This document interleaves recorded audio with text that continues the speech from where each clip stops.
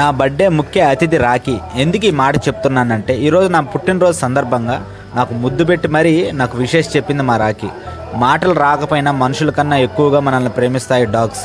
అలాంటి వాటికి మనం ఏమిస్తాం? ప్రేమ తప్ప.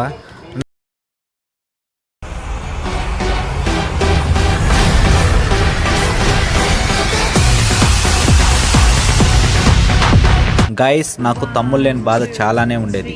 కానీ రాఖీ నా లైఫ్లోకి వచ్చిన తర్వాత నేను చాలా హ్యాపీగా ఉన్నాను అండ్ మా ఫ్యామిలీ కూడా చాలా హ్యాపీగా ఉన్నాం. రాఖీ రాకముందు మాకు చాలా బాధలు, చాలా కష్టాలు ఉండేవి. రాఖీ వచ్చాక మాకంటూ ఒక గుర్తింపు తీసుకొచ్చింది. I love you so much Rakhi. ఈరోజు నా పుట్టినరోజు అని కూడా నాకు తెలియదు, ఎందుకంటే నా బర్త్డే చేసుకోవడం నాకు అంత ఇంట్రెస్ట్ లేదు ఈ సంవత్సరం. కానీ మా అక్క నా పుట్టినరోజు నెల నుండి నాకు తెలియకుండా సర్ప్రైజ్ ఇవ్వాలని నాకు చెప్పకుండా నైట్ 11కి మా ఊరికి వచ్చి నన్ను సర్ప్రైజ్ చేసింది. వచ్చేటప్పుడు కేక్ అని తీసుకొచ్చింది. నేనైతే ఎక్స్పెక్ట్ చేయలేదు. నేనైతే ఈ సంవత్సరం అసలు బర్త్డేనే చేసుకుంటానని అస్సలు ఎక్స్పెక్ట్ చేయలేదు. థ్యాంక్ యూ సో మచ్ అక్క.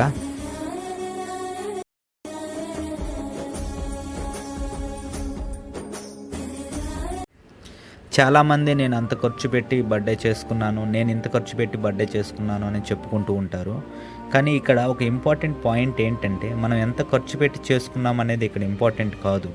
మనం చేసుకున్న దాంట్లో అందరితో కలిసి హ్యాపీగా జరుపుకున్నామా లేదా అనేది ఇంపార్టెంట్.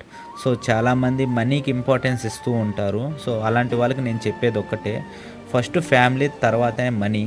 సో ఎంత మనీ ఉన్నా కూడా ఫ్యామిలీ సపోర్ట్ అండ్ ఫ్యామిలీ మన దగ్గర లేకపోతే మనం జీరోనే అని అర్థం చేసుకోండి. రాఖీ ఇదంతా చూసి అసలు ఏం జరుగుతుందో రాఖీకి అయితే అసలు అర్థం కాలేదు. అయినా కూడా తను అర్థం చేసుకొని నా దగ్గరకు వచ్చి మరీ నాకు ముద్దు పెట్టి మరీ విషెస్ చెప్పాడు. నేనైతే చాలా చాలా హ్యాపీగా ఉన్నాను. ఈరోజు రాఖీ అంటే నాకు కానీ, నా ఫ్యామిలీకి కానీ, మా అక్క వాళ్ళ ఫ్యామిలీకి కానీ చాలా అంటే చాలా ఇష్టం. అసలు పుట్టినరోజు నాది అర్థం కావడం లేదు, రాఖీది అర్థం కావడం లేదు.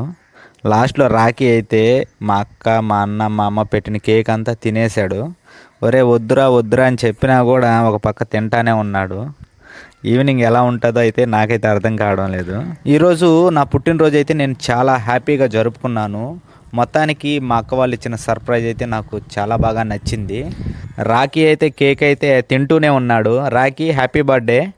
నీదే కదా బర్త్డే ఈరోజు, సో అందుకే అందరూ రాఖీకి కేక్ కట్ చేసి పెడుతున్నారు. సో మొత్తానికి నా బర్త్డే అయితే అయిపోయింది.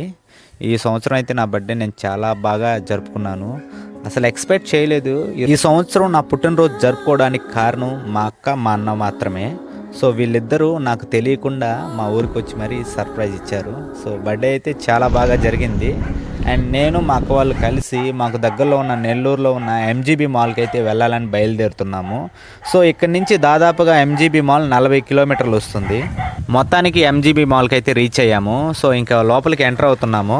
ఒకసారి చూడండి ఎంజీబీ మాల్ ఎలా ఉంటుందో. సో చాలామంది నెల్లూరులో ఉన్న వాళ్ళు అయితే ఎంజీబీ మాల్ చూసే ఉంటారు, కానీ చూడని వాళ్ళు ఒకసారి అయితే ఈ వీడియో చివరి వరకు చూడండి. ఇప్పుడే ఎంజీబీ మాల్లోకి ఎంటర్ అయ్యాము. ఒకసారి అయితే మాల్ అయితే చూడండి ఎంత పెద్దగా ఉందో. సో ఇది ఎంట్రన్స్. ఒకసారి లోపలికి వెళ్తే ఒకసారి మీకు లొకేషన్ చూడండి, అసలు కళ్ళు చెదిరిపోతాయి. అండ్ మనకి ఆగస్టు 15 కూడా ఉంది. సో ఆగస్టు 15 ముందే 3 రోజుల ముందే నేను ఎంజీబీ మాల్కి వెళ్ళాను. సో అక్కడ మనకి ఆగస్టు 15కి సంబంధించి డెకరేషన్ అంతా కంప్లీట్ అయిపోయింది. సో మాల్ అయితే చూడండి ఎంత పెద్దగా ఉందో.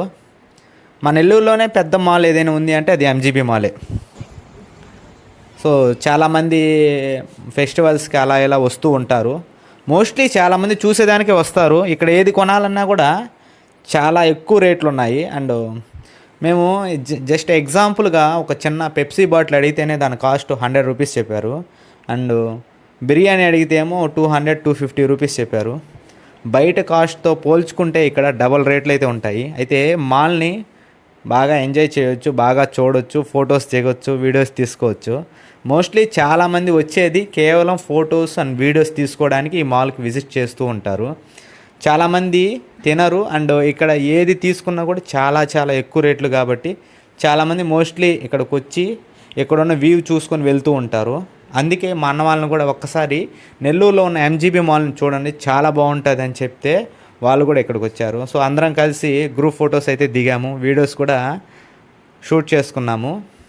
మొత్తానికైతే మా అన్న వాళ్ళకి ఎంజీబీ మాల్ అయితే చూపించాను. సో ఇంత పెద్ద మాల్ నేను ఎక్కడ చూడలేదని వాళ్ళు కూడా చాలా ఆశ్చర్యపోయారు. సో ఇంకా మూవీకి వెళ్దామని ట్రై చేశాం కానీ అక్కడ టికెట్స్ అండ్ టైం మాకు సెట్ కాలేదు.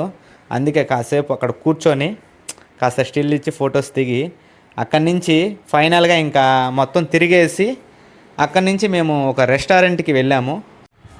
ఓకే గాయస్, నెల్లూరులో ఎంతమంది ఎంజీబీ మాల్కి వెళ్ళారో కింద కామెంట్ అయితే చేయండి. సో తప్పకుండా ప్రతి ఒక్కరికి రిప్లై ఇస్తాను. Thank you so much and బాబాయ్, సైన్ ఆఫ్, మీ రాజేష్.